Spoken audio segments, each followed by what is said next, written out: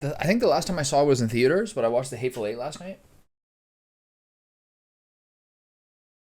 I remember it being more of like a. I think I've kind of focused more on like the stage play elements of it last time. It's pretty good. It's like an interesting movie.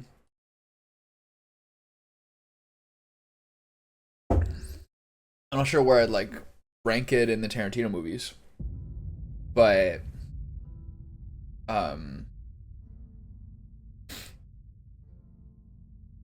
it's got a couple of moments of sort of like classic, uh, I don't know, graphic, violent comedy to some degree.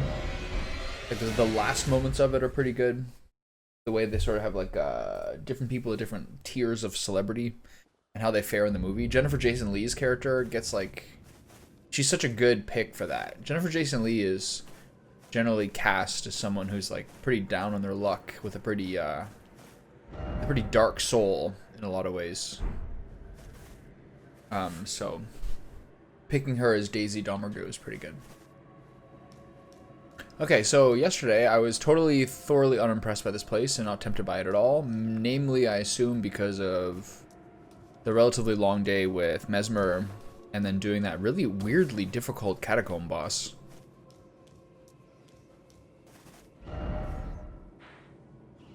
My corpse is way over there, huh?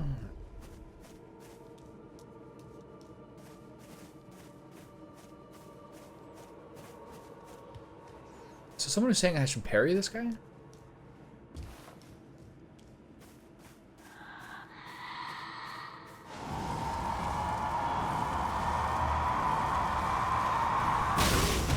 How do you parry that? Oh, that's not.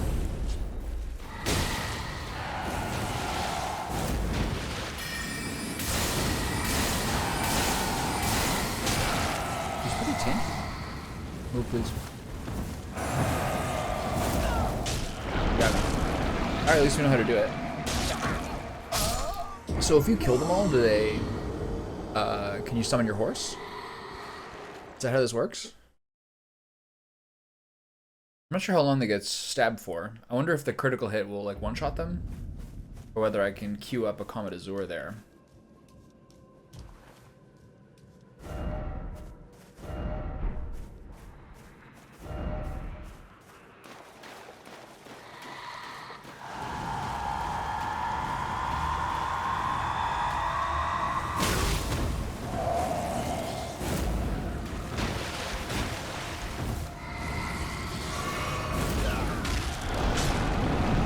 No reason to use a flash there.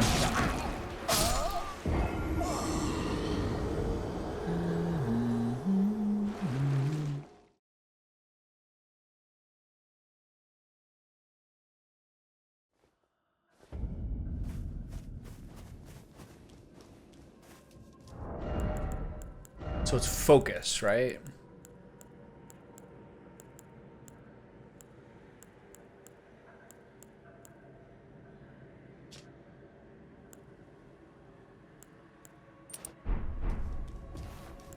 Right?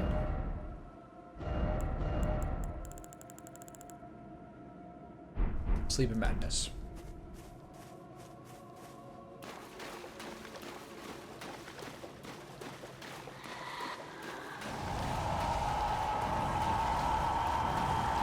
Can we get some pussy? Wait.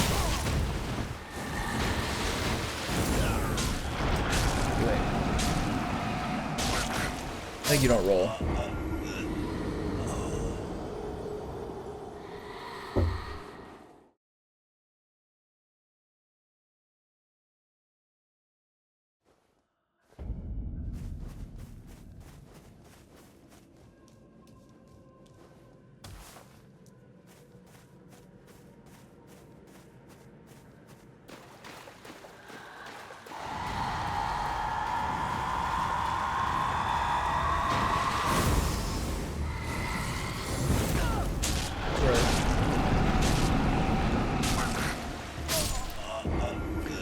I have a funny feeling if I take this guy at once, they're just gone, right? We'll have to find out soon. I think I just tap him with a comet.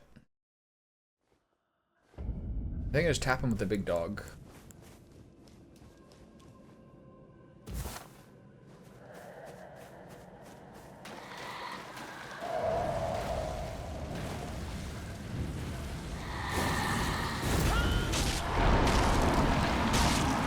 Okay, so I guess you do it when he raises his wand.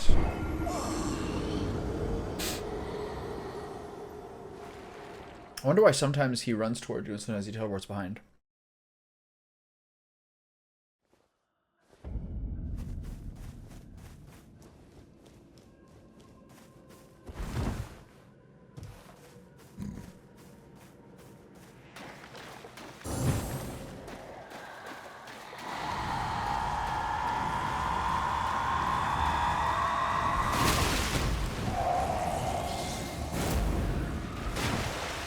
Hey, that does damage.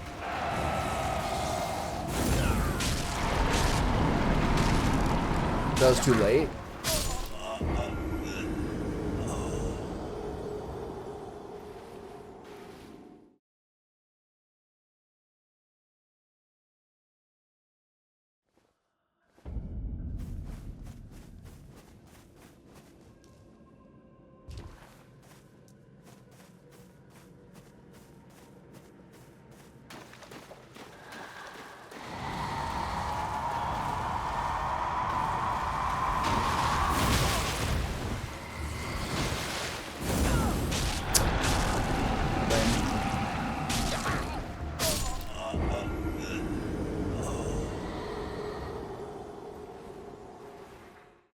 The knockdown's a bit hard. I think if you get knocked down, you just stay down, because otherwise I don't know if you have enough time to really get up and parry.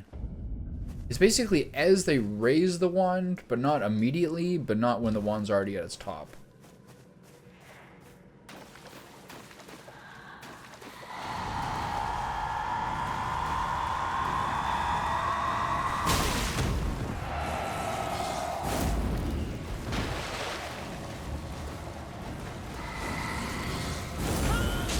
Still too late.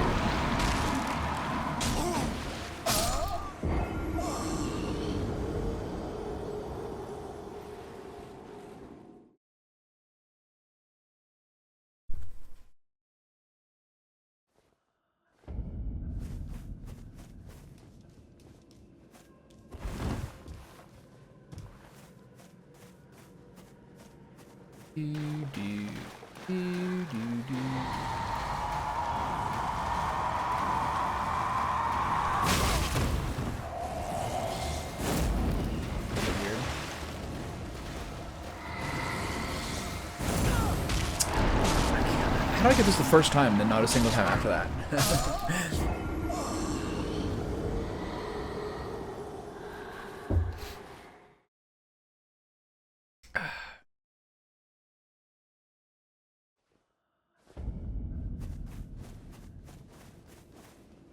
Something I notice is this is a little different in cities, because in cities, like, construction workers have like these full long days and they're constantly doing stuff and all these things.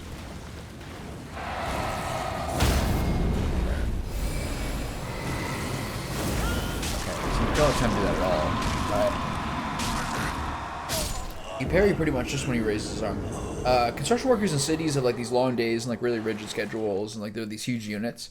But I find like more private construction, like this is just my experience in the last like 3-4 years, is like I wake up pretty early, like 6:30 to 8 or something. But I don't really like get going in terms of doing stuff until usually about, I've been awake for like 2 to 3 hours.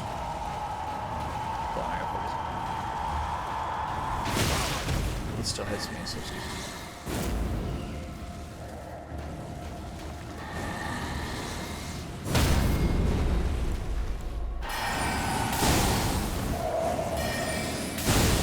I'm getting hit by madness. Oh, this is so toxic. I think you just block them, crit them, block them, crit them. But I don't really, yeah, it takes a couple hours to get going. I find that, like, in many ways, like, rural construction guys, like, little small company guys, are, like, the complete opposite behavioral of me in so many different ways. There's, like, a house down the street that they're doing construction on. And, like, these guys start at, like, 7 on the nose. There's something about, like, construction guys who are like, okay, well, if we're gonna drop a gigantic, extremely loud dump truck load, we're gonna do it right at 7 a.m. It's gotta happen It's gotta happen right at 7 a.m. We gotta do that then. Wow, that's so boring. We gotta do it right at 7 a.m. Is it louder than a jumbo jet? Is it gonna crash and do like extraordinary loud noise? Yeah. We're gonna do that. We're gonna be really, really, really rowdy and extremely high energy at 7 a.m. sharp. And then by 8, we're like not really doing anything. I guess we're all going for Tim Hortons. And then we're back for a couple of hours in the morning, and then you're never gonna see us again in the afternoon. Like they have the exact opposite cadence of me. Hit me every time, please. I love it.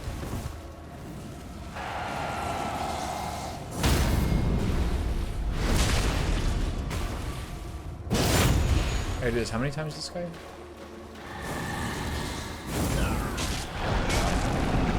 4 times?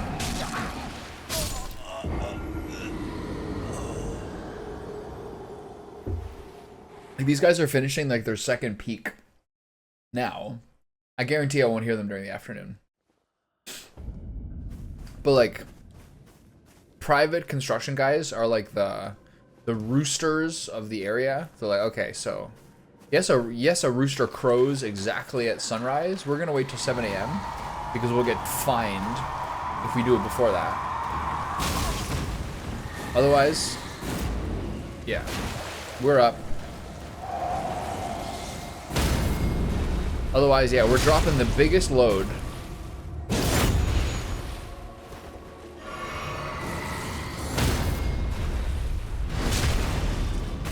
Okay, one more. Or you bitch. Do it again.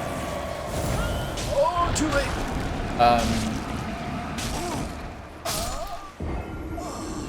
If we have 30 minutes of work to do, we're doing it at the absolute earliest possible time of day we can. And then you won't hear from us the entire day. Okay, so I gotta crit this. So I gotta parry this guy 3 times in a row. I wonder if this is easier for people with gigantic weapons. I was watching Moon last night, who's doing like lap 2 of the DLC. I think he did like a level 1 no fragments run, and now he's kind of like, you know, it's kind of like Bloodborne and Sekiro. If you really enjoy the games, you tend to do it twice. What am I doing? You tend to like, you basically just get it by the time you finish your first run. So oftentimes for those games, I want to do a second run immediately. Not so much for Dark Souls and Elden Ring, just because they're so much longer. And he's using like the Gut Sword and the Lion's Claw Ash of War. And I'm not sure how the numbers balance with like being in the DLC or something like that. But I was like, this guy is doing like 3250.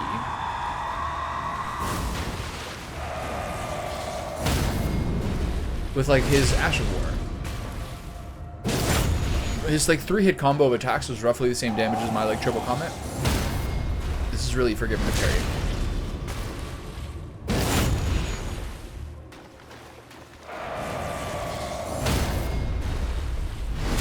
Dead.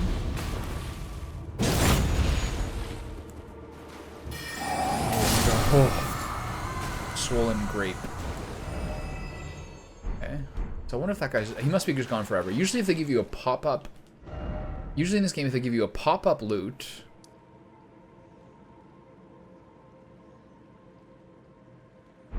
Then it's... Yeah, usually in this game, if they give you a pop-up loot, then it's a guy who probably won't resurrect. Experience. Alright, what was I doing? What was it? Yeah, and I was just watching this guy with like a 2-handed sword build. It's like, this is a ton of damage. There's so many ways that like having a heavy strength weapon, like really compared to this, like there's a lot of damage from playing a sorcerer. But with the lack of stagger that you do on nearly every opponent, you don't really dictate the pace in the same way. Like, since you stand still to cast, you're not, like, leaping over someone's attack with your own attack. You can't really, like, push the narrative to some degree. You pretty much have to chip away and play reactively. So it feels so much less dominant. Alright, you fucker. Let's try these again. 2 of them. Hit me with a twofer, eh? I'm bringing him.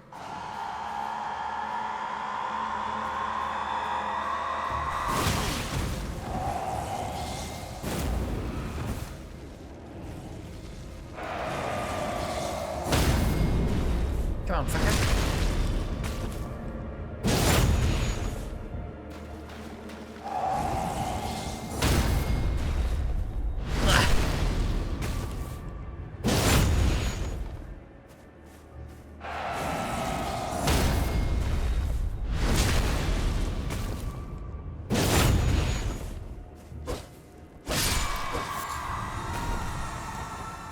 Come on, you fucker. I was just like, wow, this looks real. I can't believe how strong this looks. Especially in the way that, like, there's some bosses who are slender, but who are, like, offensive powerhouses, who've been the one that I find, like, are honestly the most difficult. The Radagons and Mesmers of the world. Ooh, react to that.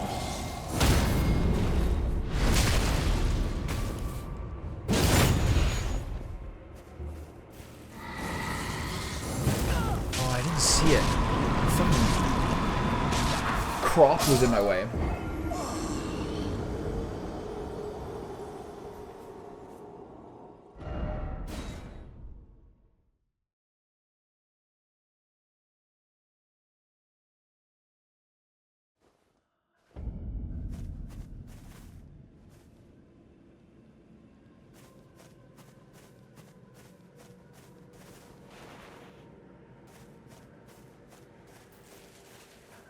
It's so easy when you're watching movies to, like, think out and, like, declare what things you don't like, what things should be different. But, like, it's not really...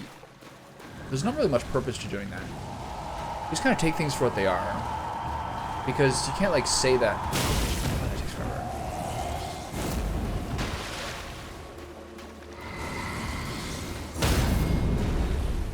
Because, like, no one's gonna make movies that are exactly your taste. You can only just get movies that entertain you. So there's a lot of parts where I was like watching April 8 last night, even like watching the credits, the beginning, and all these things, and you kind of like think about it in what context the movie's being made. I remember like watching the credits and being like, wow, there's a lot of dudes here who have been in other movies of his. I wonder if this is sort of like his, is this like sort of like a recursive stage to him? There's so many guys from like Reservoir Dogs and all these early movies from him back in that movie, like Michael Madsen. Tim Roth. That dude. I just found that really interesting.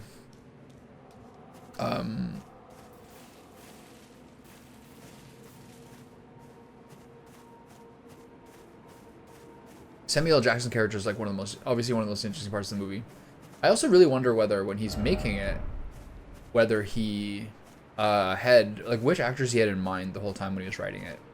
Like, did he always think about Walton Goggins? Walton Goggins is one of those guys where it's like 100% this guy was like made to be in these kind of movies. I don't think he plays perfectly. He doesn't quite have like the, I don't know. He was still kind of learning. That's pretty early in his career. But like that is like such a Quentin Tarantino style actor. Like good looking, but also like roguish and like gift of gab, all these things.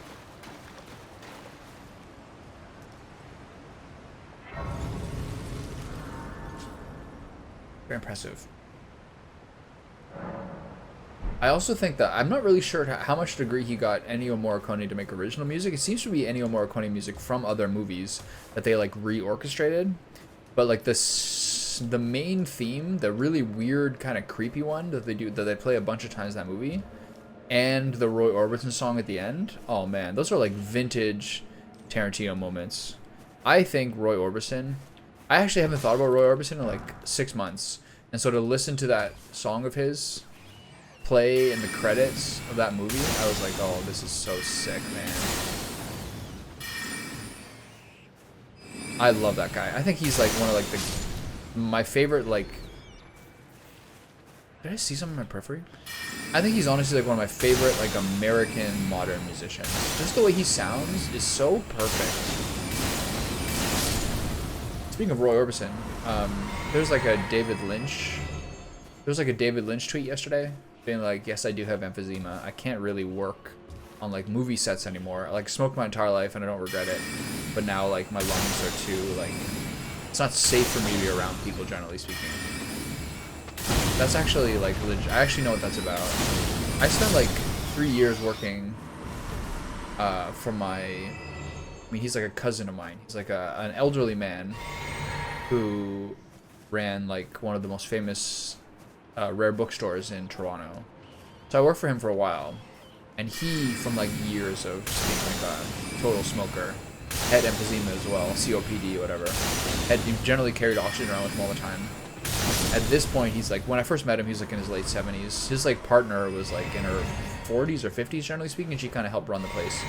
And she really has to like watch out for him. Like he wants to go visit his like family and relatives in like the same, he lives in the same province that I grew up in. No, he's from the same province that I was born in. But he was like kind of separated at birth. But he can't really travel with having an oxygen tank.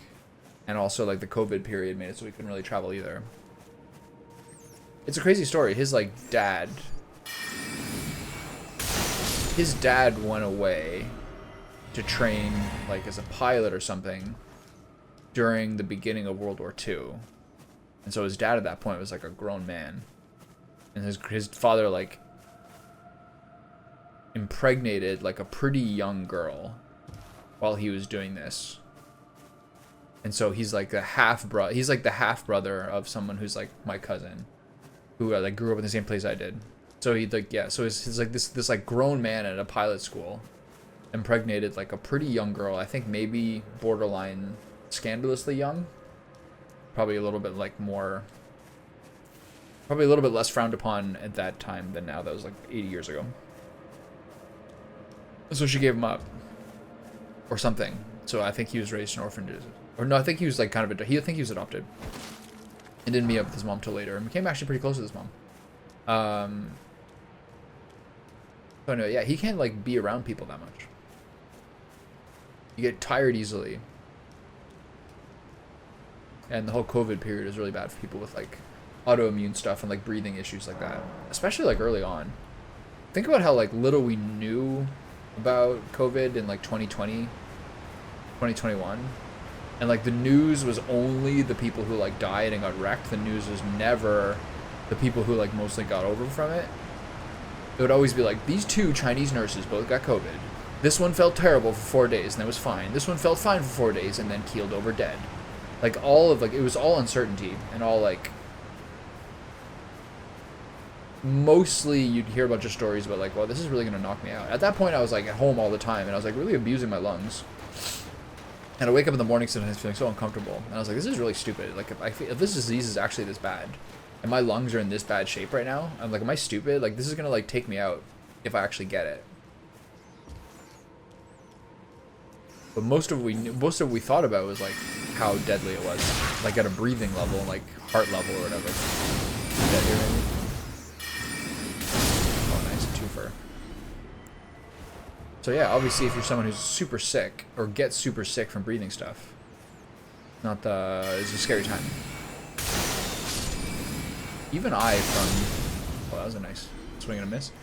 Even I who have like, I don't know, like relatively healthy, but I still like really probably singed away a big percentage of my alveoli from years of smoking. Like I was someone who like had some imbalances where I could never do anything in moderation. If I ever did anything kind of bad, I would do it like only until such a point that I was so exhausted I'd go to sleep, you know what I mean?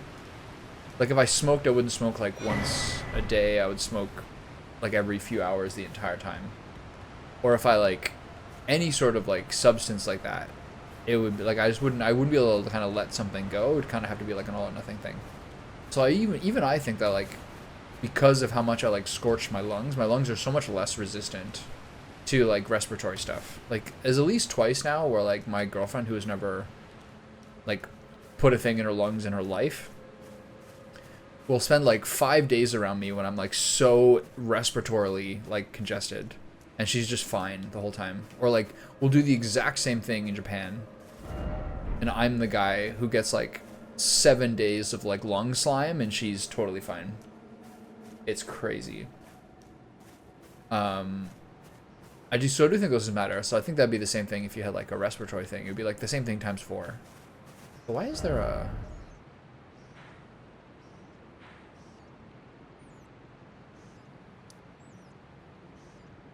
Why is there a grace here? And where can I go?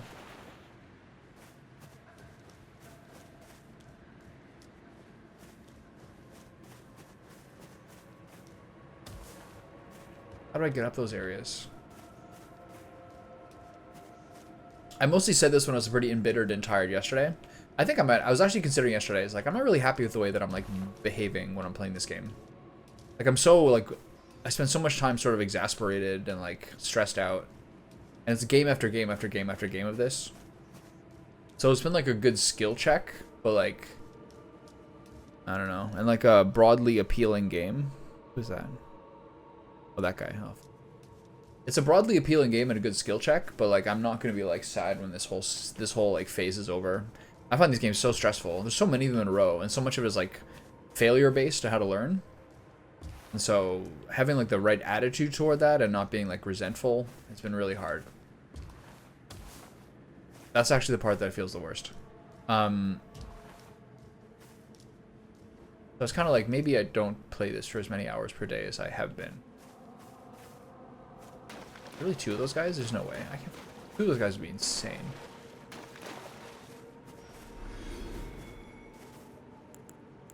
Find out.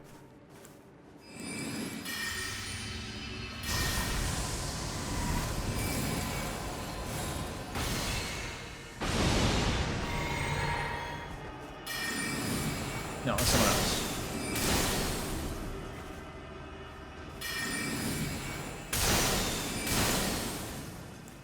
Someone else. These are just the little mage dudes. I thought it was like the super blade guys. I'm kind of worried about that one. How do I get up here? Hey. Wrong spell.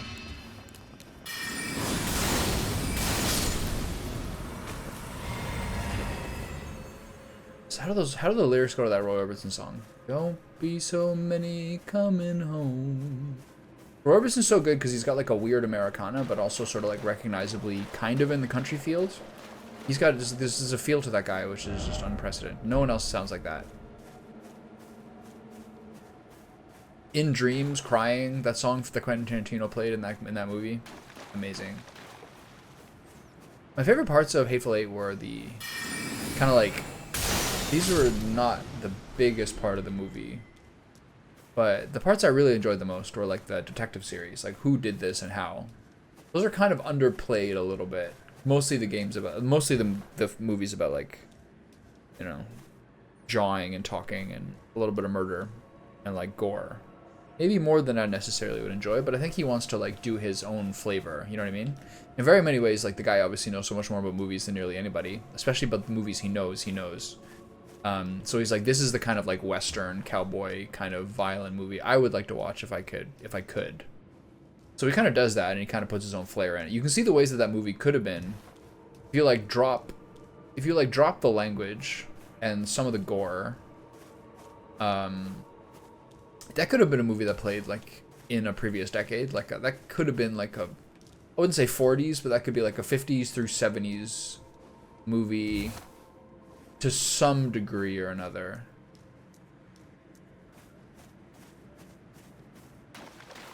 Kind of like more of a whodunit and sort of like a comedy talking piece in some ways. But you know, he puts his own twist on it. Michael Madsen, I think, is like kind of underplayed in that movie. One, his character is not interesting. His character doesn't even have like a plausible excuse for why he's there. He's like just basically fumbles it completely. And like also just like, why do they have? It doesn't make sense. Why do they have? I don't know. Why do they have the Matador Bob or whatever his name is? Why do they have Senior Bob be the guy who's the person looking after the haberdashery? Like, what's the point of that? Like, isn't he the least likely person? You could have Oswaldo Mowbray, or just Joe Gage, just do that so much more plausibly than the Mexican guy, right? Why is that? It doesn't make sense. And I guess there's like sort of a scene where Samuel L. Jackson is baiting the old guy, and they show Bob, Senor Bob, starting out playing Silent Night terribly, but by the end having a certain amount of archery to it, because it kind of shows like the essential duplicity going on. You know what I mean? Shows that like things aren't as they seem. But it's kind of underexplored, isn't it? That part of it. In like the 10 movies, quote unquote, in like the 10 movie limit that Tarantino is placing on himself. Does like does the Planet Terror Death Proof combo count as that? I was trying to think how I would like rate his movies for whatever worth that is. I think probably over time, Once Upon a Time in Hollywood is going to like rise up the rankings, and people will probably, there's a lot of times like you look on social media and you see that people who are like way too young to remember stuff they're talking about will always like really confidently say the things that they experienced when they were like younger that were formative are better than the things they saw when they were younger. And I guess that's kind of like the way that things do change over time. Like obviously up until like the 2010s or something like that, Citizen Kane was still winning like the Sight and Sound critic poll. But like that's not gonna work forever, you know what I mean? A lot of times people like will remember their nostalgic period and then try with like boundless optimism and confidence to say why the things the things that were formative for them are therefore like objectively the best things. That's what a lot of people do. But I do sort of think over time that like Once Upon a Time in Hollywood will become like sort of like I think one of his best known movies or his favorite movies. I think people will forget how like insane of an impact Pulp Fiction had. And it'll sort of age a little bit more, or it'll seem more mannered. But it's very 90s in that way. The 90s were sort of a mannered decade. Like a mannered, sort of ironic, first sort of like kind of postmodern decade in some way. So I think people over time will disagree with that. But to me personally, I always felt like Inglourious Basterds was very weak. And I do think The Hateful Eight is kind of weak as well. Death Proof is harder to put in there because it seems like more of a minor work in some ways.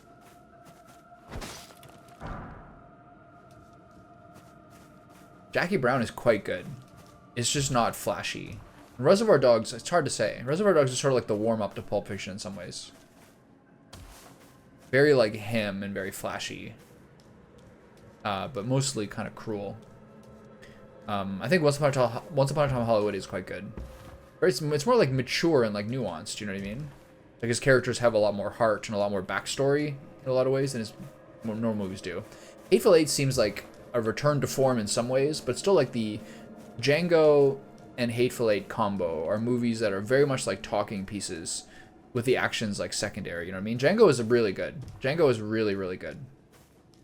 Especially in the second half at Leonardo DiCaprio's like plantation house. That is like a really great long sequence in a movie. I really enjoyed that one a lot. Inglourious Basterds seems like I don't know. I think Brad Pitt's character kind of sucks. The like Christoph Waltz scenes on his own, they're incredible. They're so good. The kind of stuff about the Inglourious Basterds themselves never really seems to vibe with me. Like the movie's got some amazing set pieces. It's got like really famous scenes, like the one at the beginning, or Michael Fassbender getting caught. Anything with the girl in the cinema, all those are really good. But the movie itself, I don't think like the central conceit of it really works. Or is like interesting. Brad Pitt's character is like he sucks. He doesn't do anything. And those stuff like here comes the Nazis being imprisoned, so he's being defiant. So we're gonna bring out the Bear Jew. It's kind of like I don't know. It's kind of a bit juvenile. I just don't think it really works that well as a movie. But it's got really famous set pieces and like this incredible like Christoph Waltz performance.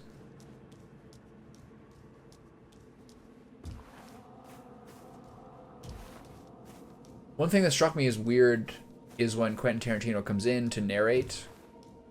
the revelation that someone poisoned the coffee in Hateful Eight. I wonder why they do it that way. It's very him in some ways. I don't know if I necessarily like the device. Man, this whole area is a snooze, man. This is like, there's nothing happening here. Like, I don't even know why I'm here.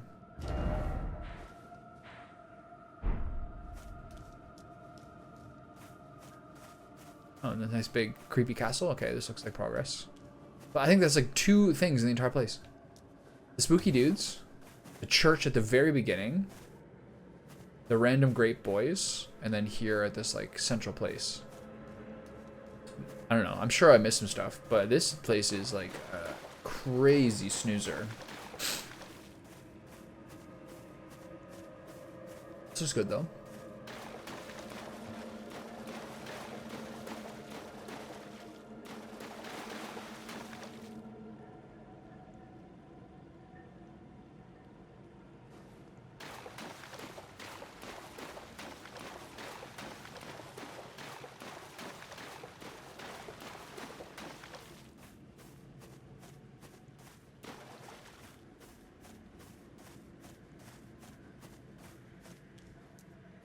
I wonder which point you can use horses in this one. When you kill the main boss guy, he's probably here, or when you kill the grape dudes.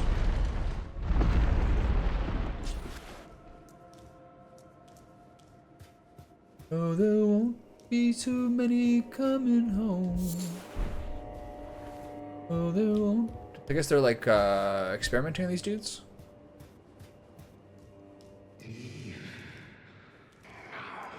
Very bloodborne. Midra's Manse. No closer, I think. Yes.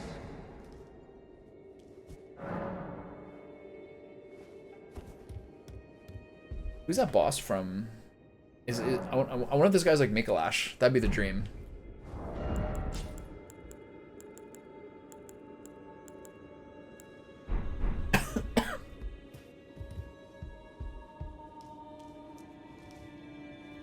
Oh, you still like this? How nice.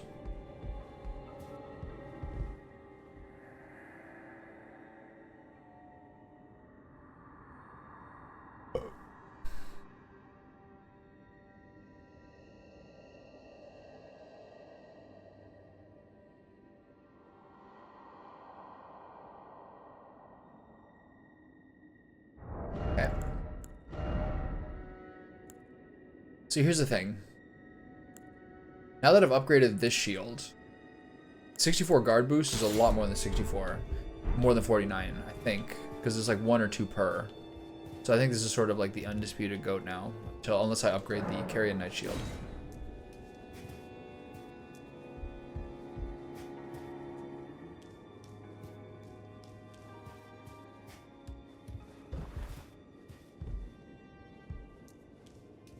Did I miss something?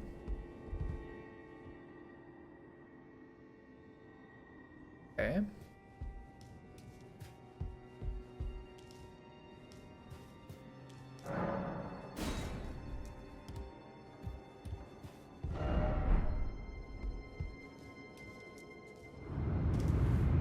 Nice. The jump works. Someone's had some really rough experimentation on them here. You just know it.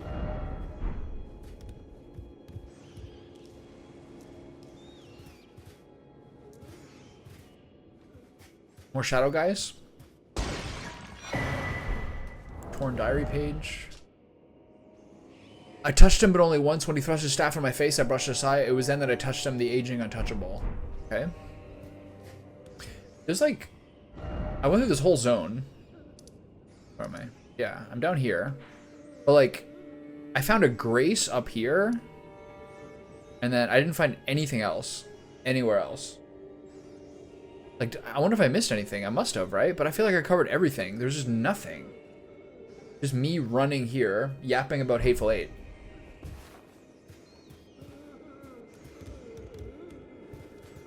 Well.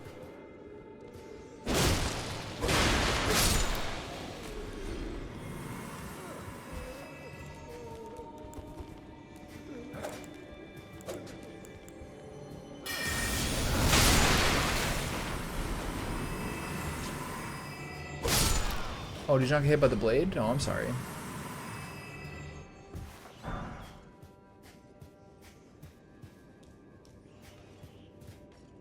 Whoa, hey buddy. Where did you come from? Oh, there's not one behind me.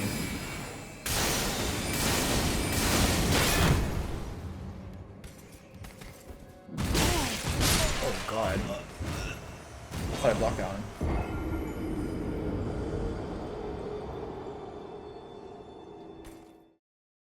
Another guy with toe boots. They're a big fan of toe boots in this game.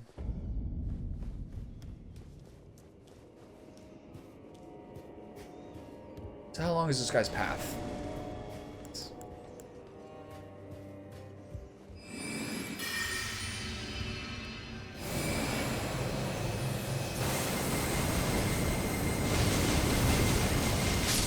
Ooh, that was close. The last tick.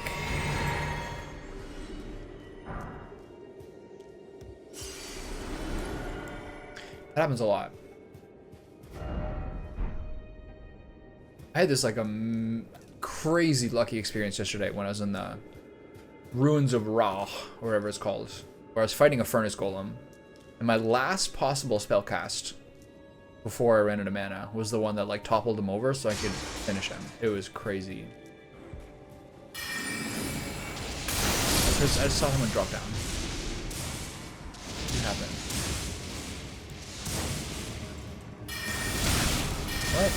What? I'm dead. Is that from on top? Oh, it's that thing. Damn. Oh.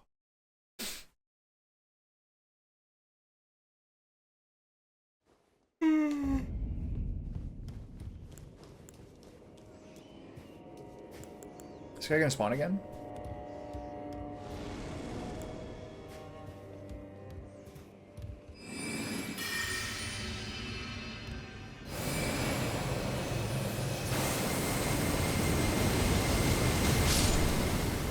Easier than last time.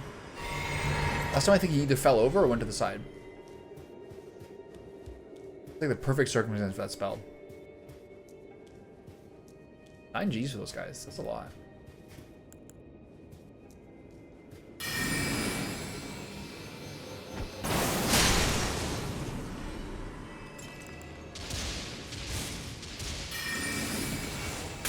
I'm gonna do a 3-fer. Oh yeah.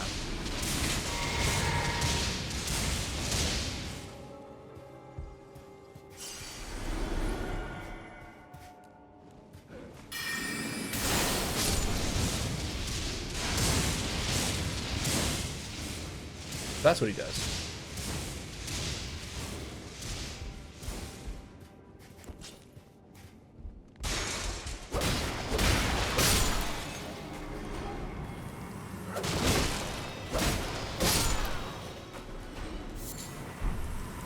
Hidden beast bones. They're trying to tell me some story here. Doo-doo. Oh, my Prime sub expired yesterday too. August 5th is when it was released.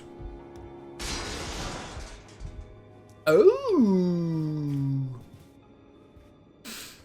I used to watch Moon and he'd be mad at people who were Prime plebs, people who were unsub but had a Prime waiting. I never understood what that was, or I never understood why that would be that way until now.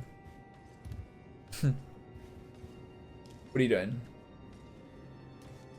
Are you a target right now?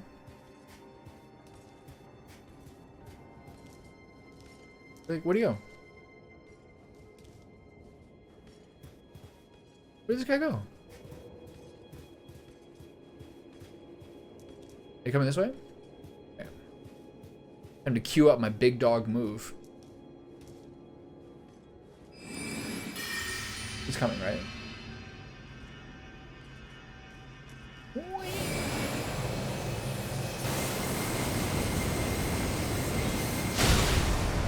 Whoa, that was spooky.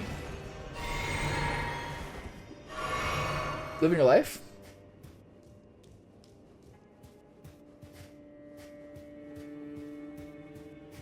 You know when you wake up like a little bit earlier than you want to?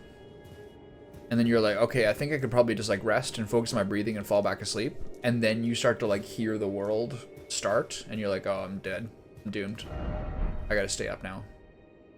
That's the worst. Happened this morning.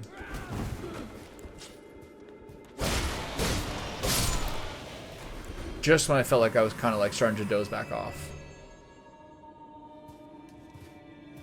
3 pickup trucks. Like loud, rowdy French Canadians, the whole thing. You should, if you can. Well, it's 11:30, I don't know.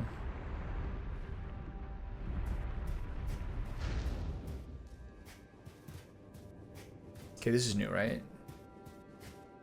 Bookshelf moved. What does that do differently? Is this part new? Yeah, ladder. Okay, there we go. I love moving bookcases.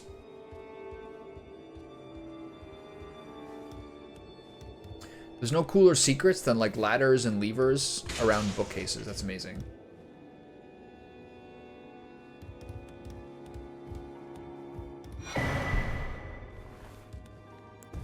Where did this guy come from?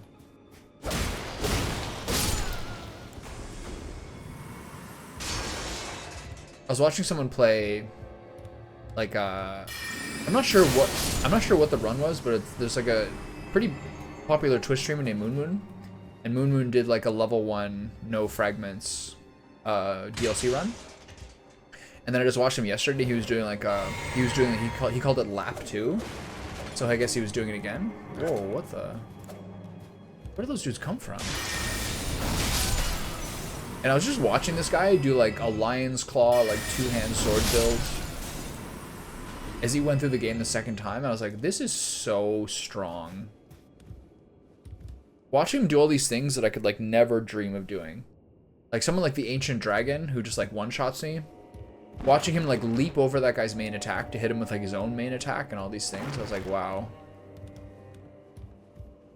It's pretty good life to have a 2-handed sword. And like a 3,300 damage Ash of War. And then be able to knock someone down in 3 hits. Sick. Not bad. I mean, I know. A lot of people use it, right? It's just crazy effective. But like just like I don't even have an Ash of War. And also just the way that you can like stagger and stun people with like a big 2-hander. Like 3 hits from my weapon do about the same damage as 3 hits of his, but I don't really get a knockdown at the end of it, almost ever. Those are the ways that like the mage build is different than the warrior build. Like really significantly different.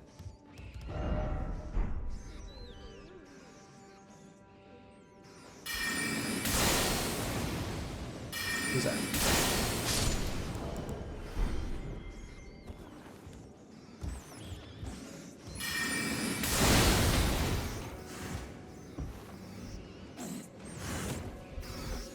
Oh shit. Ooh, that was sketchy, man. Nice leap. Okay.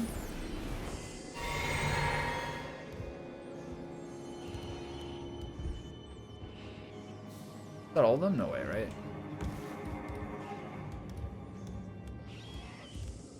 God.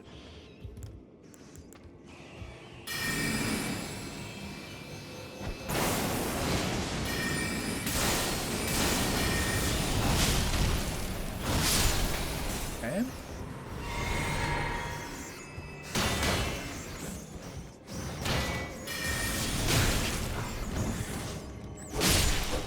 See how much faster like just normal attacks are, even with my like pathetic damage?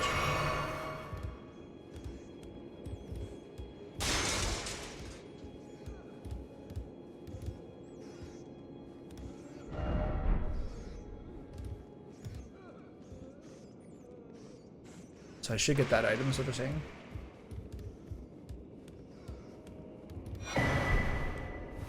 Yo, also, you made a great purchase with that figurine. Really good, man.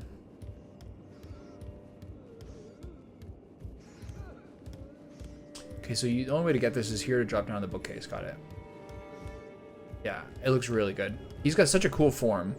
Like the leanness and the skinniness, the long red hair. Everything about that is really good. Great, okay. Oh god, I almost fell off the cliff there. Fiver?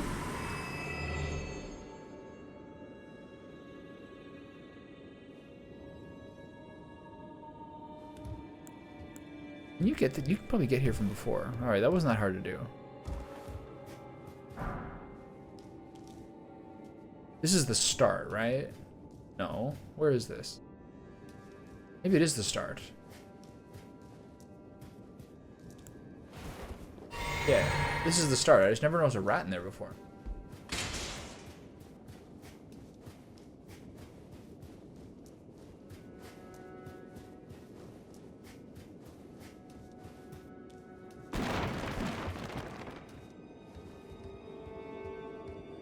I think the phase 2 Mesmer would be harder to make. And I just don't like the color scheme as much. The red snake looks so much better than the white one.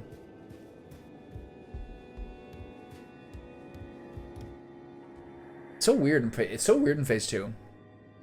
Like, he does essentially the same moves as phase 1, but I can't like figure them out. Like, I feel like I'm like, just because he looks different, am I like, is his timing different? Maybe it is different. He does slightly different combos.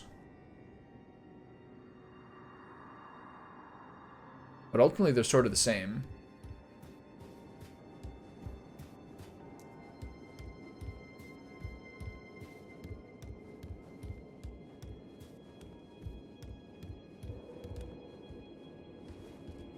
That's a really good fight, man. You need, like, meticulous execution on phase 1. Followed by, like, you're just going to be on your heels in phase 2. And you got to just do the best you can. Tighten it up. See what happens. Really good. Okay, so I know where we are. We're on top of the main hallway. The Grace. That's the same chamber it was in before. No one's trying to assassinate me. That part's good. Motherfucker's trying to rob me. Vision of Edge. Okay.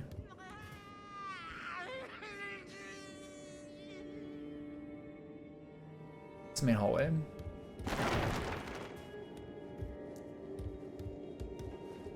The rest here. Nice. Okay, so how many souls do I need? Probably 280 for the next level. 287. So that's 153,000. No way I have that, right?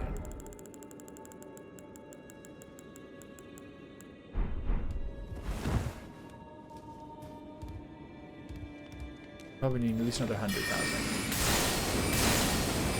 Oh, that's the same as the fucking executioner who ended my life for a while. He's just the weak version of him, I guess. Okay, ladder down.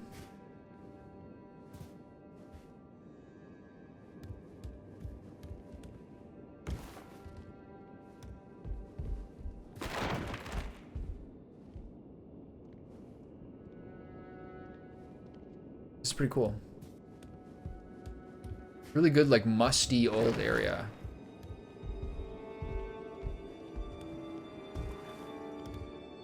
Am I getting attacked here?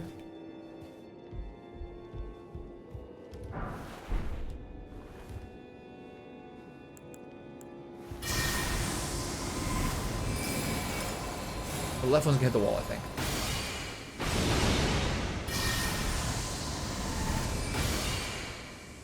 Doesn't even react.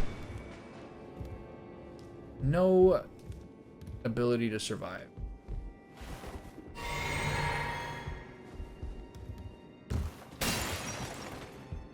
I'm stuck here, right? This is for me to get here. Okay. Oh, that was close.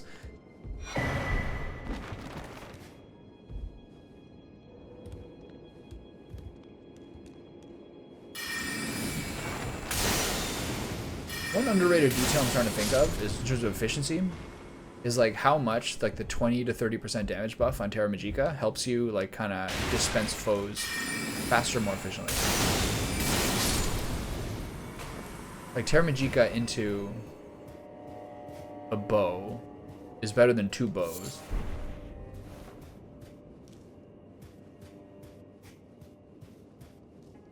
Magica?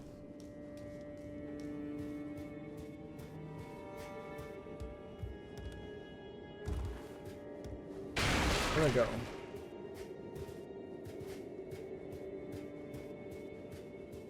Oh, there won't be too many coming home. Oh, there won't be too many coming home. What do I do now? Does the ladder back up? I guess I go this way first.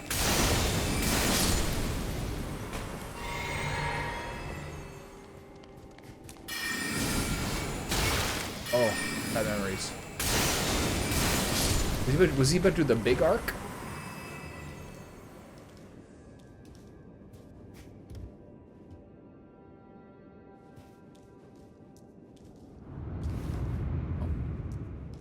Really?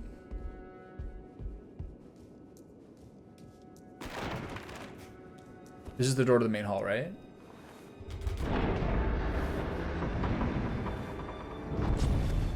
Yep. Paintings and levers and moving bookshelves. Rafters, dust, must, books, cobwebs. It's sick.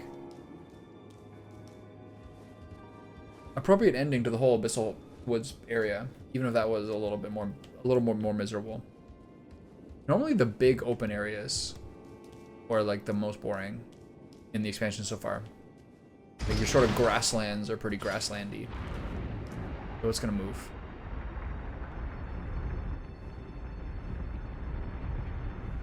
That one moves. No, you can jump there probably. Do I need to heal? No.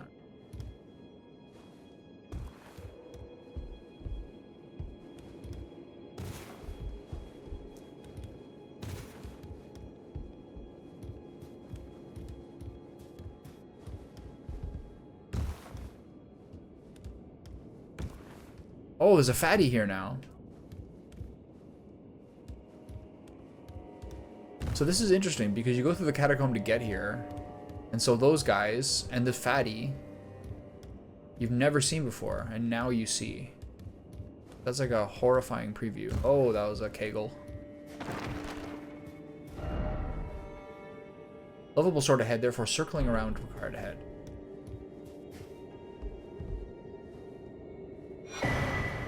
Torch, what is that?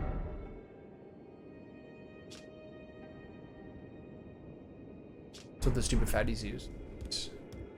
Such a cool part of this game is like how many creatures, abilities. This is a nice writing desk. This is a nice touch to put in a game like this, especially in this area. Please don't break. Okay, nice. That's so cool. All right. So how do I?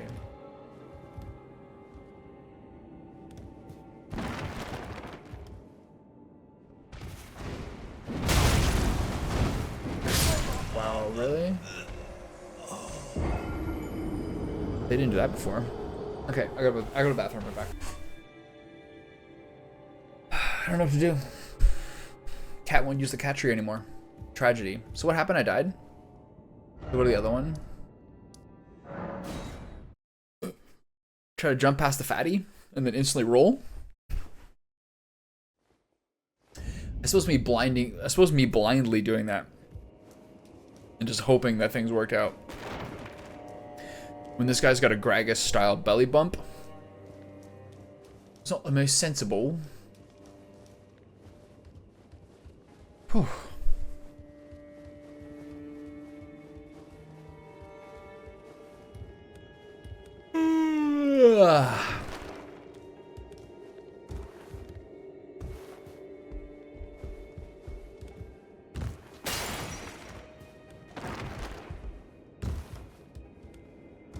Oh, I thought I missed that one.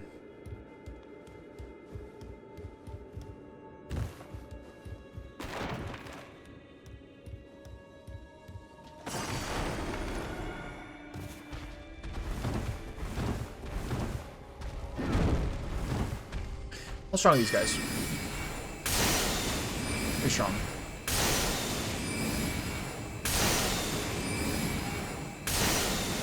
Rough way to go. He's just staring at the camera. 8,300 for those guys. It's 2 pass through. Weird Spear Dash.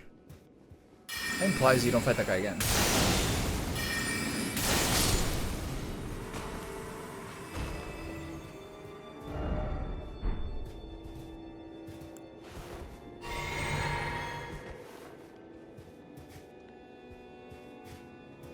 What's the other way?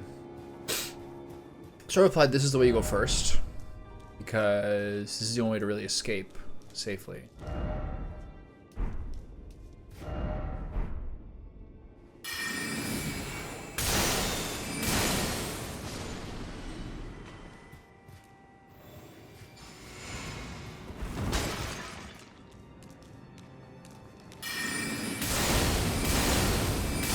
Oof, 3. Gotta charge one of those. Okay,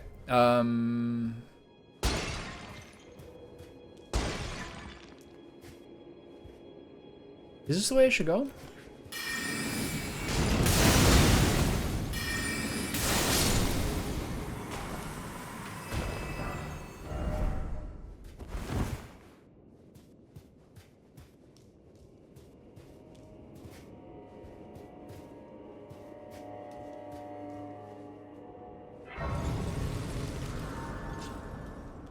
Green fog wall here.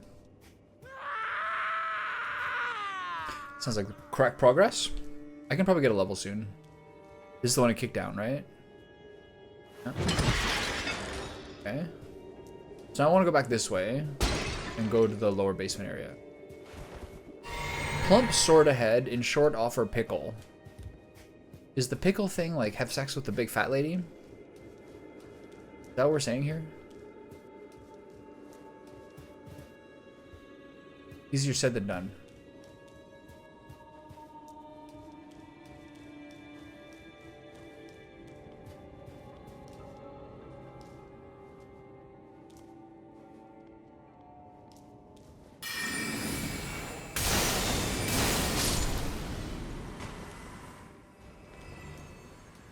This is back to the main area. Because this moved. So what's the point of this? This is if you haven't gone down there before?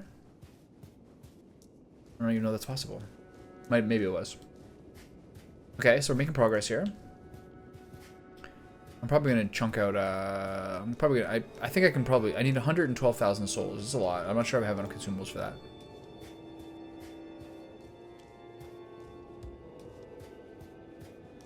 What are these things for, if not for using?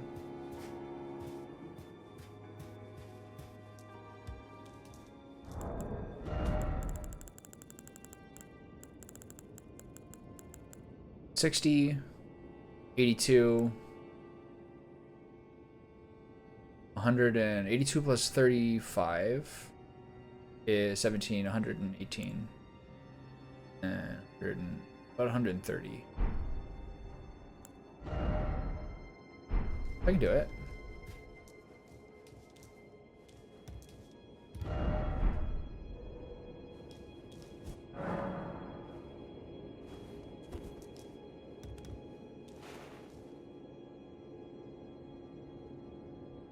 I mean, this is like right into an area. I should be able to recover this.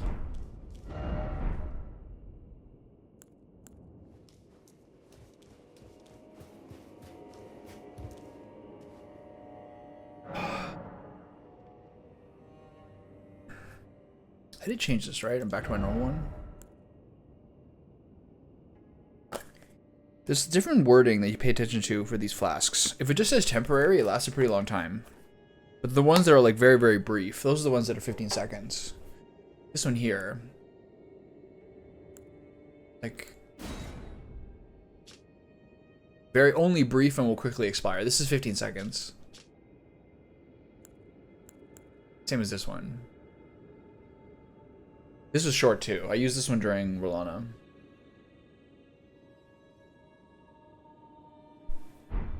Alright. So I'm going to risk my souls here.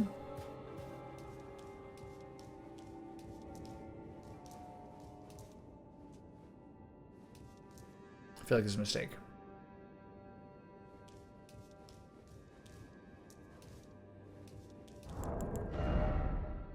$112,700. This is most of them.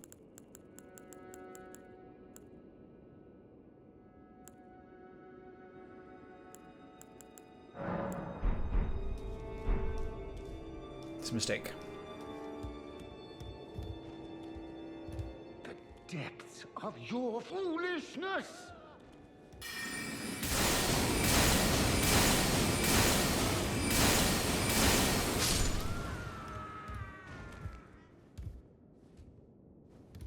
No souls for that.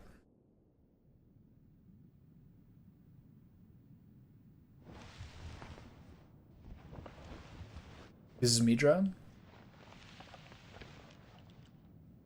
Enough. I have endured more than enough.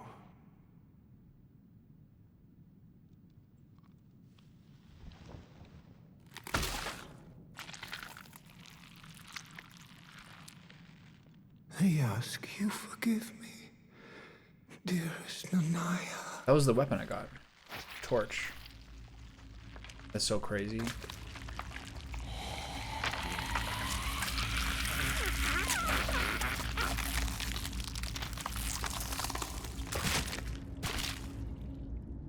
That's gruesome.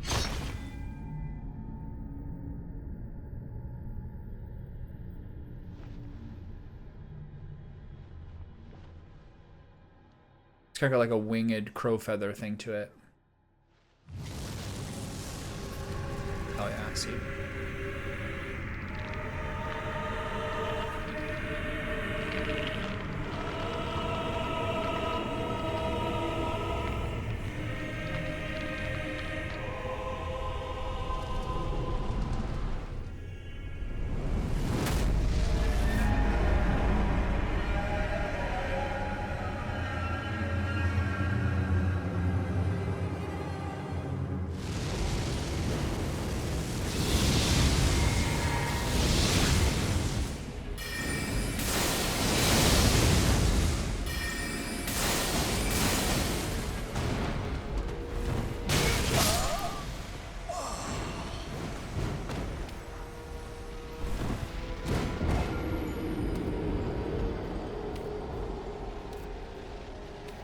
So I've got a madness trinket on, a focus trinket. I wonder if I put a flame one on as well. Oh, what's that? There's loot on the chandelier. Nice. Cool.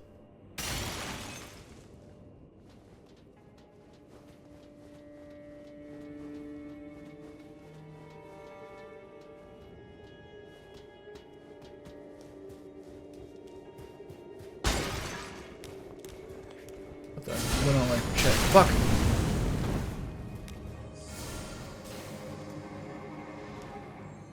Oh, spooky there. Okay, so I'm pretty likely to lose my souls over the course of all these attempts, but let's find out. So I want to do a fire trinket. Let's see how this goes. He seems squishy. Did I do this whole thing again?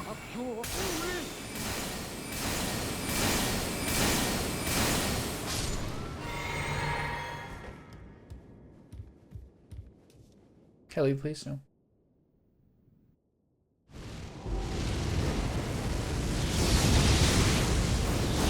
There's no damage.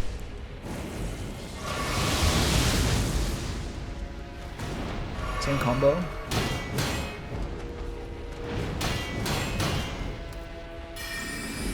High madness. Dead.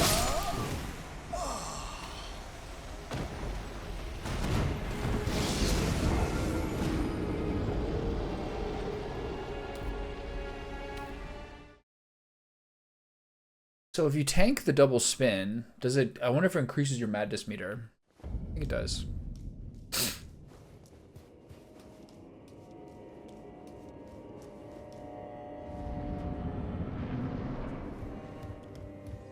The depths of foolishness!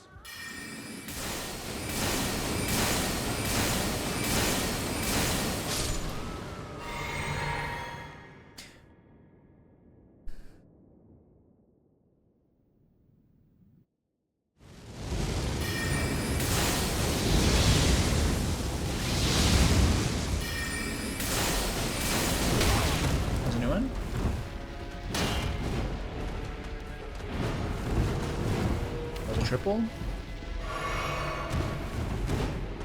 Okay.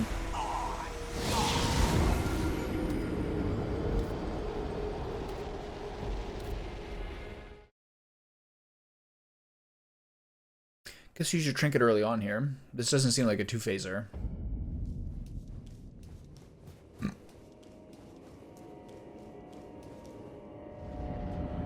Let's make it easy to recover your souls because you have this stage. Depths of your foolishness!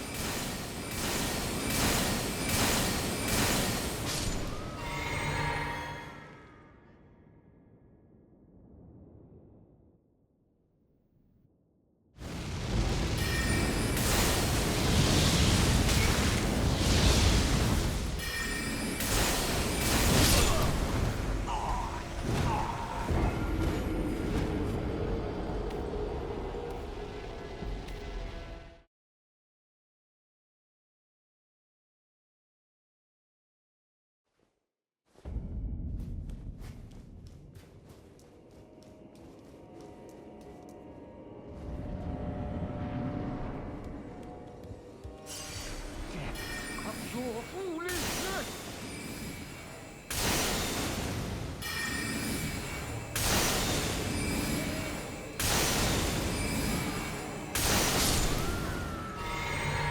Guess we start with a little more health. Mana, I mean. Okay, so it's got to stay a little more mobile here.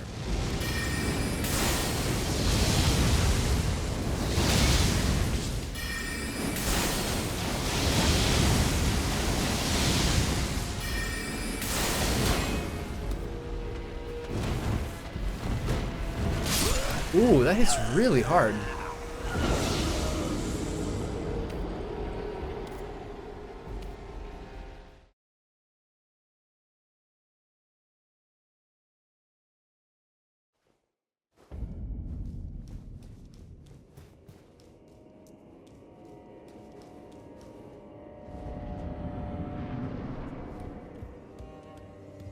Depths of your foolishness!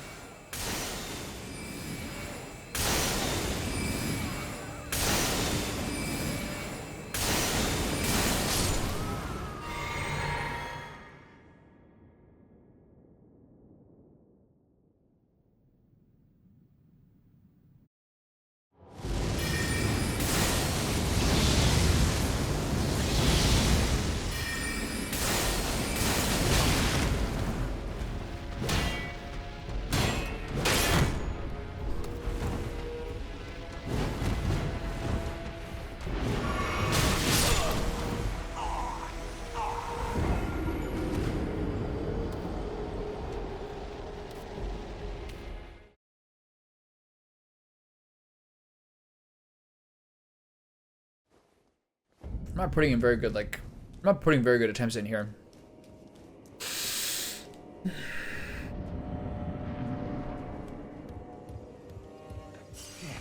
of your foolishness!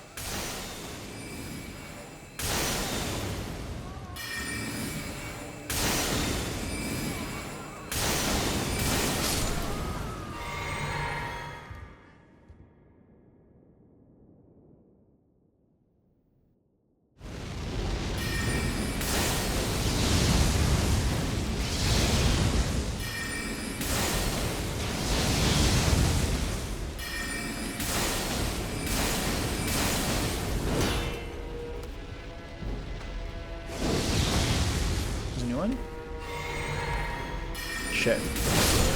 Classic error. The unprompted proactive spell shot that has cost me so many deaths. Almost as many deaths as drinking flasks.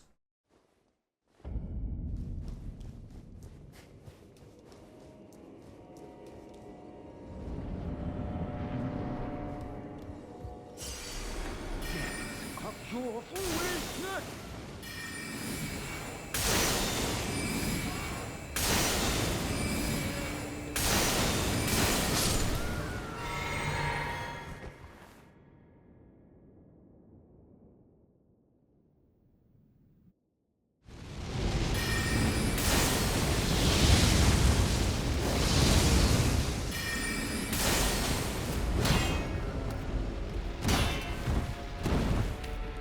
A little dagger.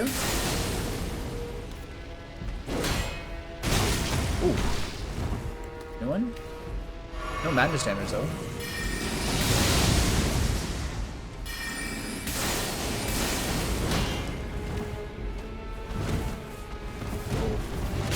That one always kills me. I think he usually does 2 and sometimes does 3. I mean, nothing's really happened so far. I haven't got that. I haven't like really got. He's like. I haven't really got that many. I haven't got that far into it. Like maybe 20% down or something like that. His big sword thing does a lot of damage to me. The depths of your foolishness. That's I guess when he goes nuts. Get away from me, sir.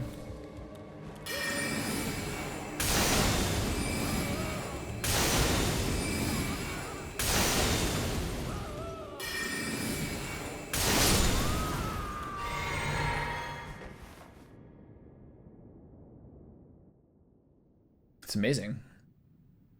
Like, so graphic. One thing this game has done really, really well. Godfrey, Mesmer, this one. No. There might be some other options I can't think of right now, but like really, really graphic transformation and like self-murdering cutscenes. When Godfrey reaches up and breaks the lion's skull, ugh, so horrifying. I ask you forgive me, dearest Nanaya. I was joking a few minutes ago how it'd be so funny if this should end up being like Mikolash Part 2.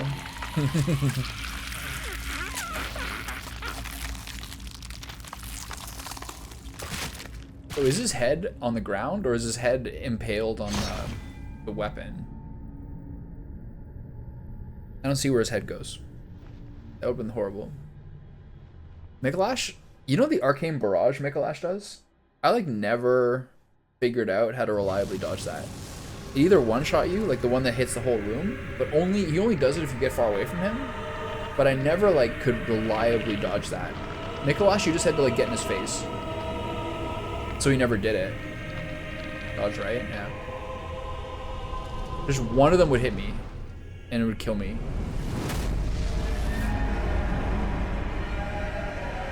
So I think the flange attacks for this one increase your madness meter, but the weapon doesn't.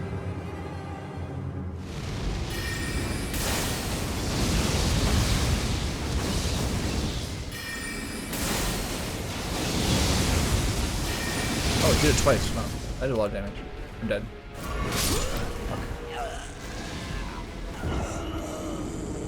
Everything does like 75% of my health.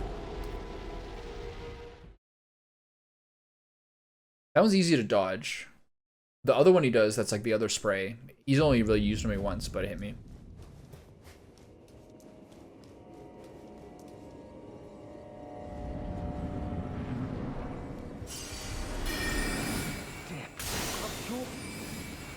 I feel like such a high percentage of people to this day that I see as ghosts still use Radahn's helm. Yeah, I can see that. I can see that I'm like, I gotta dodge a lot, and that he's gonna really not give me a lot of windows.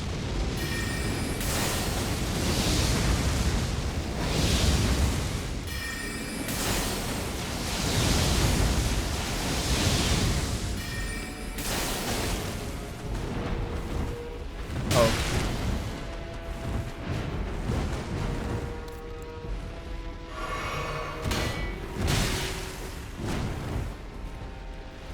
I'm dead.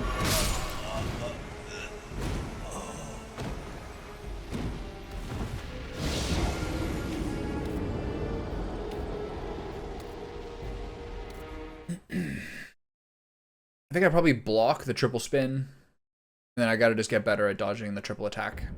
They hit me so hard.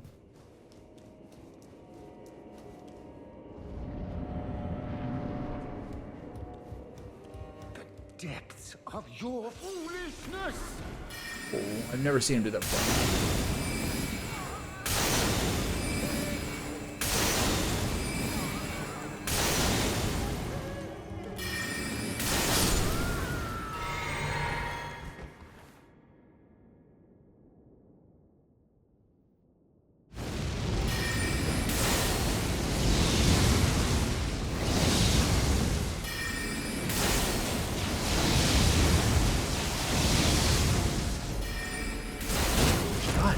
dude. There's like none of.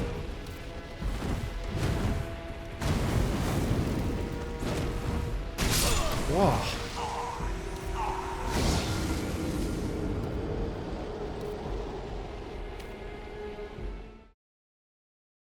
There's the other optional remembrance boss that somebody mentioned was the Finger Mother. Is that something I'm going to stumble onto as I go through like the Temple of Rao, the ruins of Rao or whatever, or have I missed that somewhere?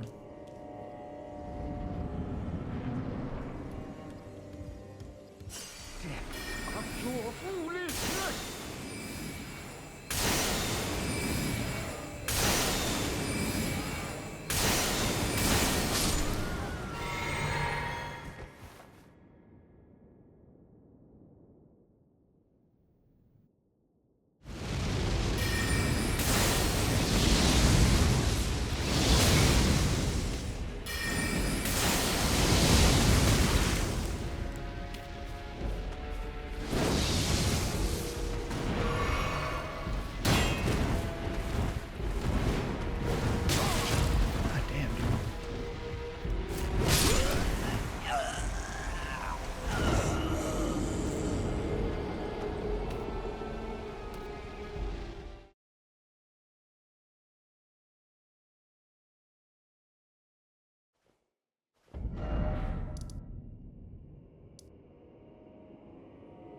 Like along here?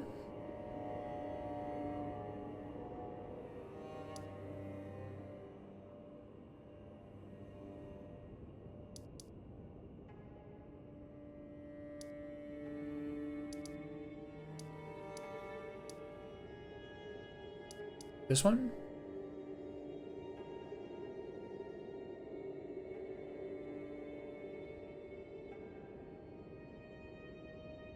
Makes sense. I have to figure out how to get here first. This whole area I haven't figured out how to get to yet. I guess something else that branches off the church or Shadowkeep or something. Makes sense. He is like suckling little baby fingers there. Edmen is made. The depths of your foolishness!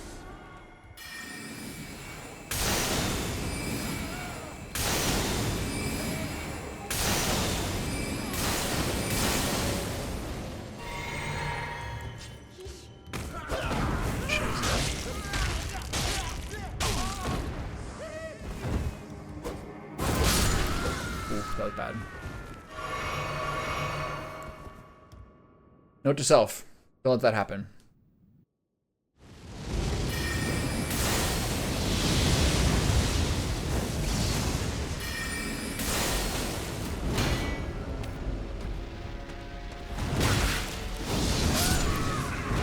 Man, this guy is not giving me room to breathe. A lot of it's blockable.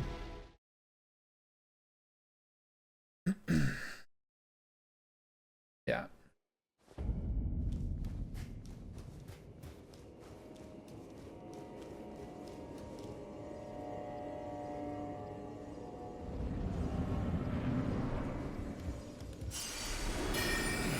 Of your foolish...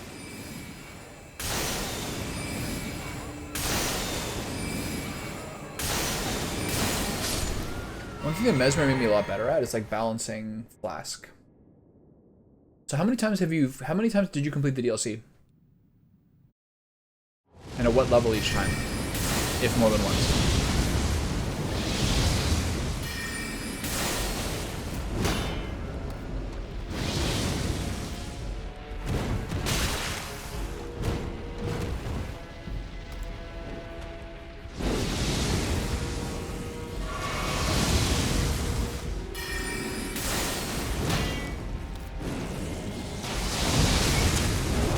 Fuck, nice combo.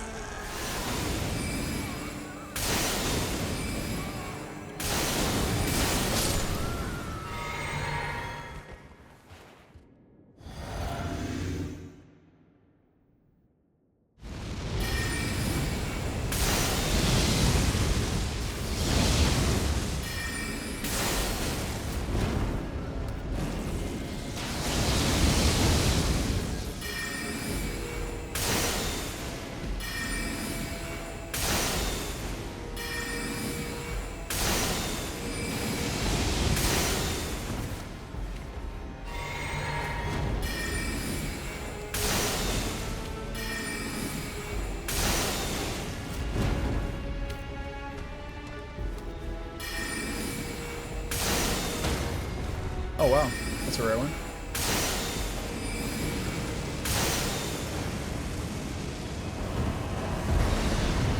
Oh, he's way off there.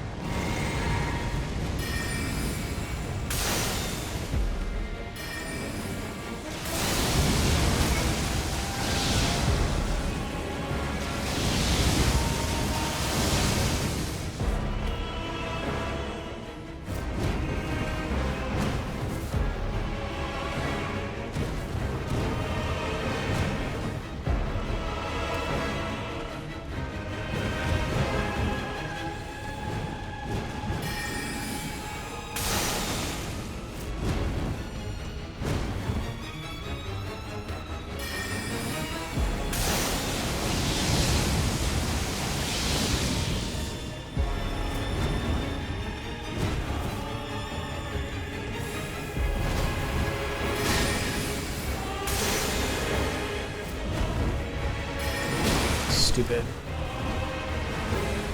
I'm dead here. That was a terrible choice of taking that second shot at Comet.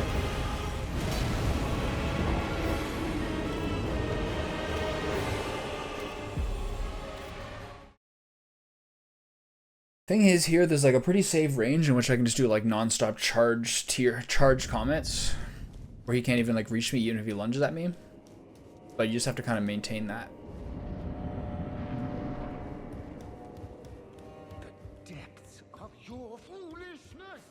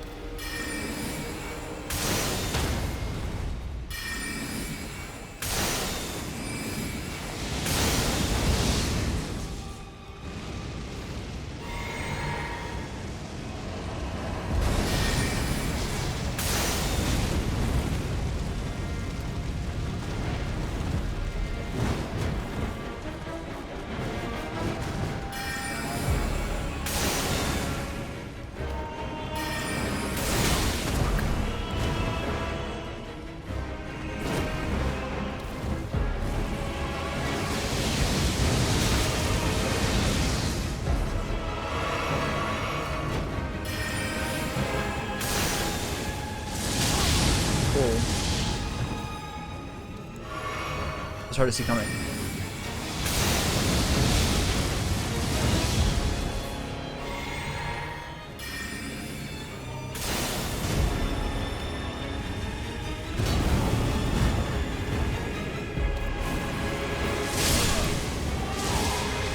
That's so fast.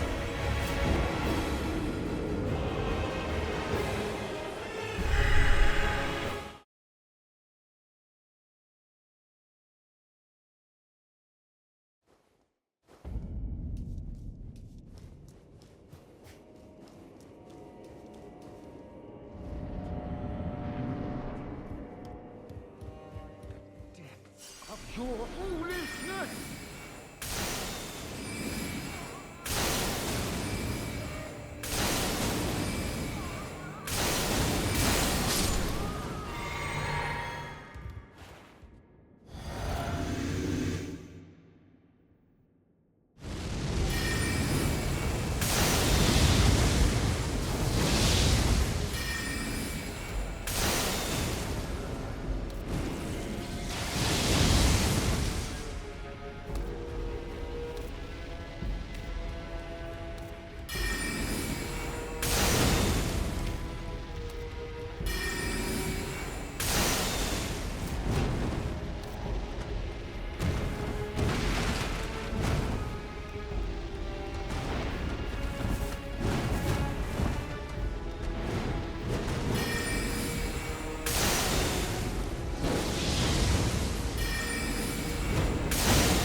was so close.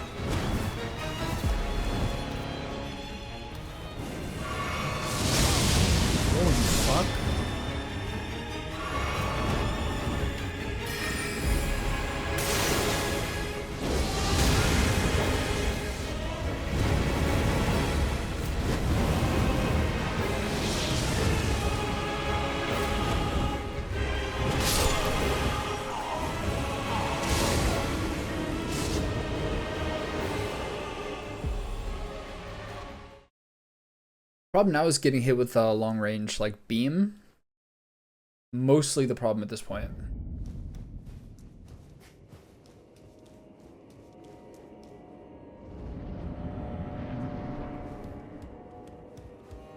Depths of your foolishness!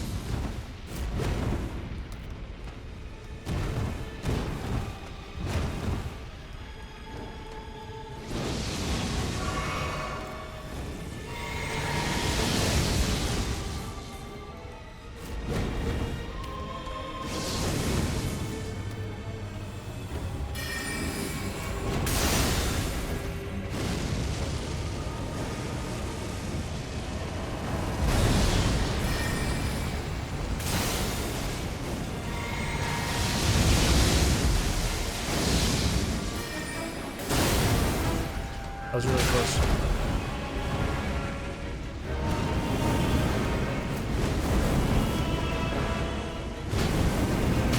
That's a new one. I've never seen the 3-hit combo before. I just took a bit too much damage there. I've been whooping my ass for like 2.5 hours.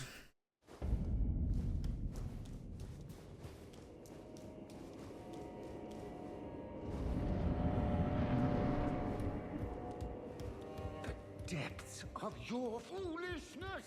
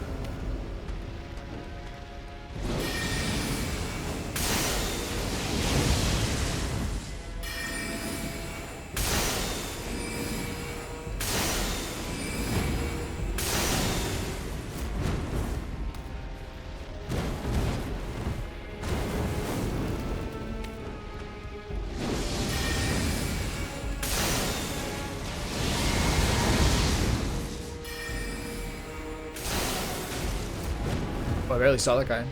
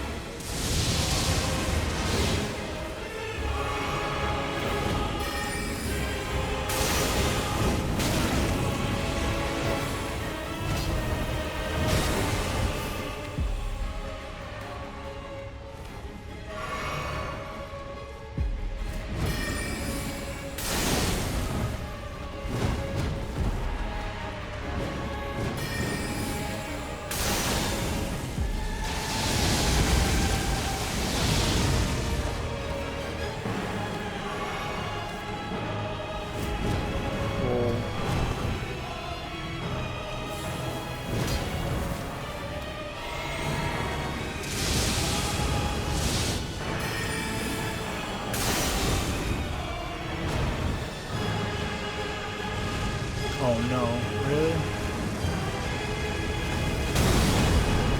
Am I dead?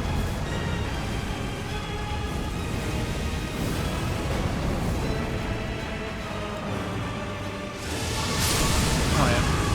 Shit!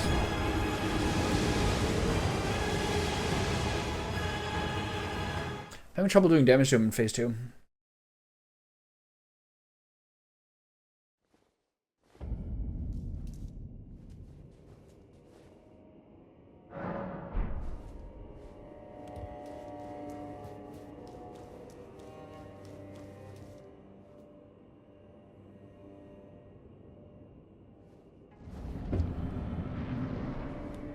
So he seems to do another one of the, Depths of your foolishness! he seems to do another bomb at maybe 1/3, I guess?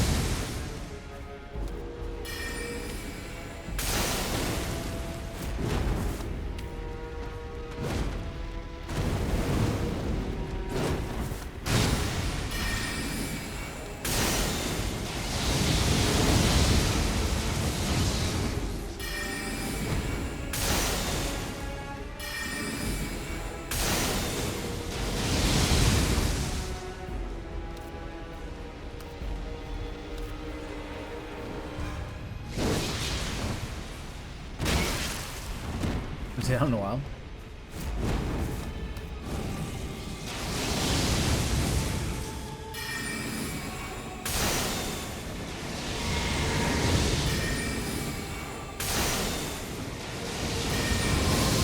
Can't be too close for comfort.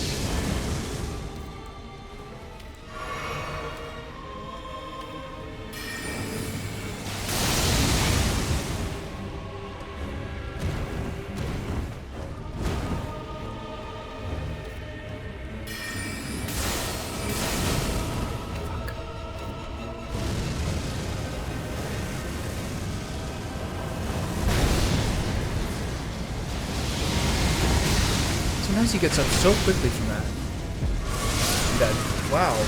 Sometimes he takes like a few seconds to like recover. Sometimes he just instantly shoots you. I'm gonna go back to 7 magic flasks. Yeah, how long ago was that? That was like 35 minutes ago, probably. I mean, I'm not even getting that low in phase 2.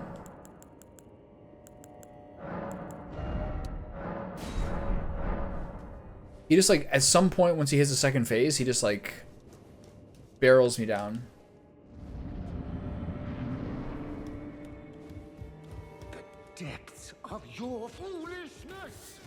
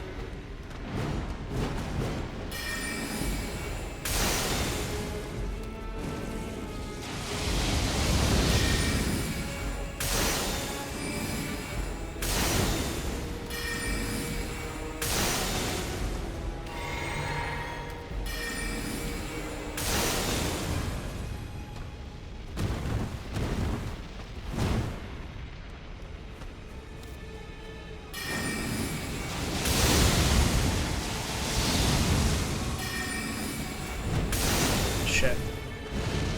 Fuck. God damn it.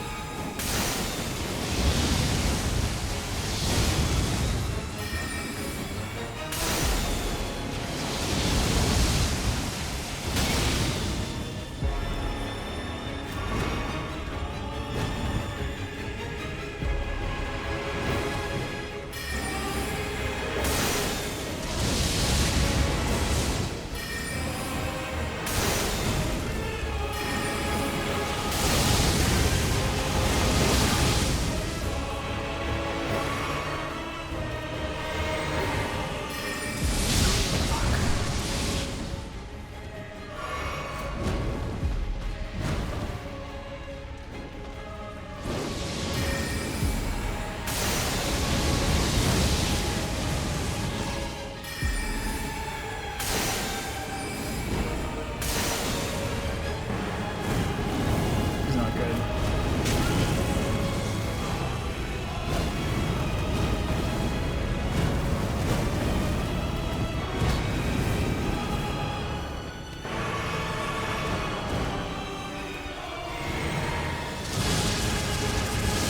I gotta pull him over before he does phase 2.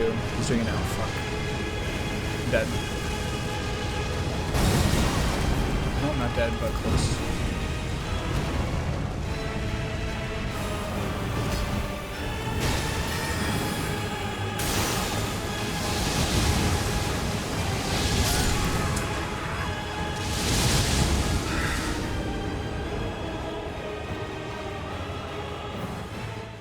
So that is mostly just a sort of unpredictability to when he did the second spirit bomb.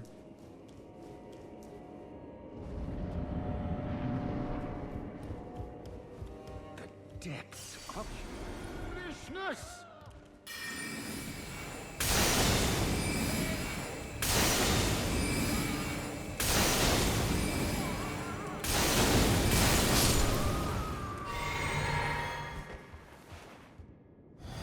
I haven't noticed how long it takes for my flask to run out. Like, do I get the flask for the whole battle or not?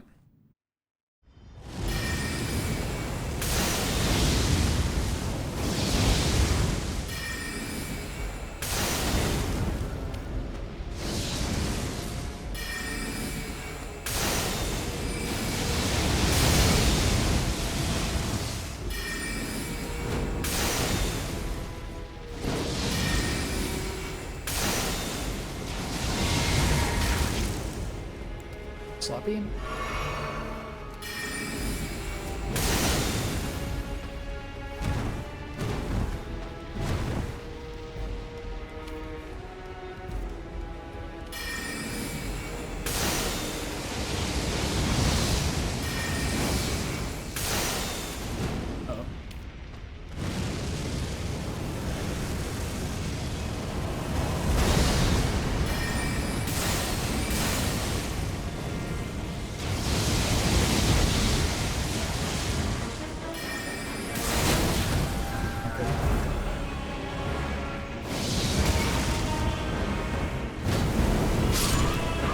Never once seen him do that as the first move. That's really unlucky.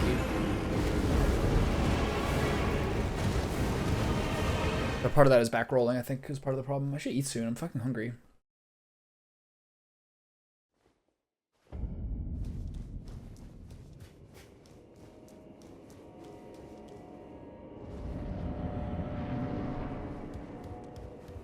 The depths of your foolishness!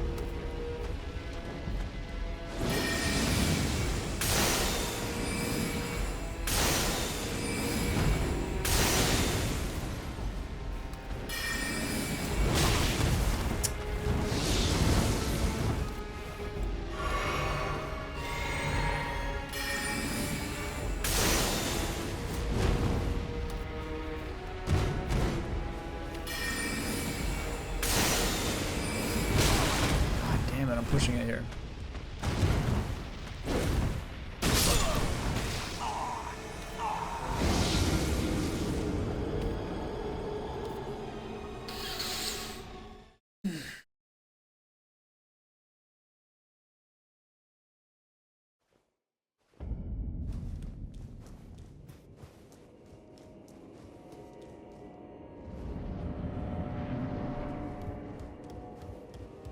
Depths of your foolishness!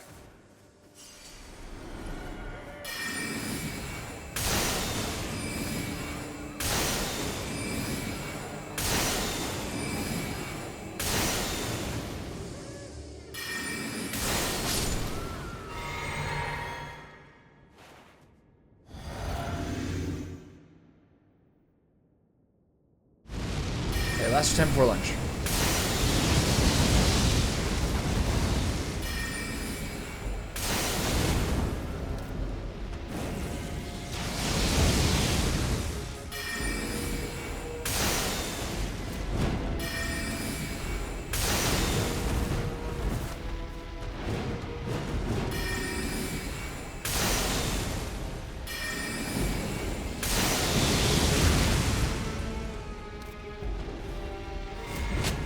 Idiot. Alright, well. Maybe soon. This is like, every boss, even the ones that are like relatively more simple, do not feel more simple as a caster. And like the level of which I get like absolutely demolished damage-wise is a major factor in making it pretty punishing. The window for error is super narrow.